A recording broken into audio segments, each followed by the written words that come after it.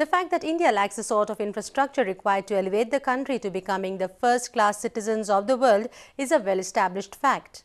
At the Infrastructure Today International Conference being held at Hyderabad, eminent personalities from various fields agreed that the government holds the key in developing progressive infrastructure with the help of solid policy and regulation backup.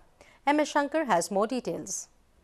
One of the greatest challenges facing the country today is to develop the infrastructure sector, which is among the biggest contributor to the country's GDP, and to enhance our standard of living.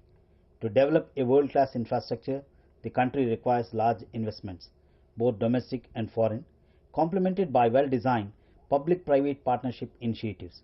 So, infrastructure and the various modalities associated in developing it effectively is very clearly in the government's A-list of things to do.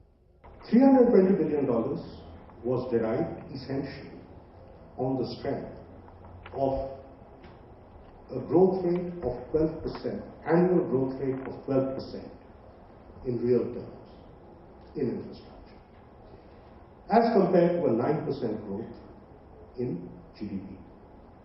So what would happen in effect is that the share of infrastructure in GDP would grow from roughly 5% in 2007-8 to about 5.7%, 5.8% at the end of the plan period. This is what we are looking at. We are looking at approaching 6%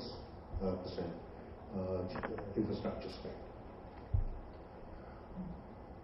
There was a logic behind that 12%, and that logic really derives from the relationship between infrastructure investment and investment at large and its effect on GDP. All of these are intricately related. The share of infrastructure spend to GDP should rise from 5% to 9%. And that's where the $500 billion figure actually comes from. It really derives from that other objective of bringing up India's infrastructure spend as a percentage of GDP to roughly what is there at the global level. Experts opine that the country's future lies in bridging the infrastructure gap between the urban and the rural India. Also, the corporate sector should participate in effective execution of infrastructure outlays. We had experimented with one model for 35 years when the EPZs were operating. At that time, entire investment was being made by the central government.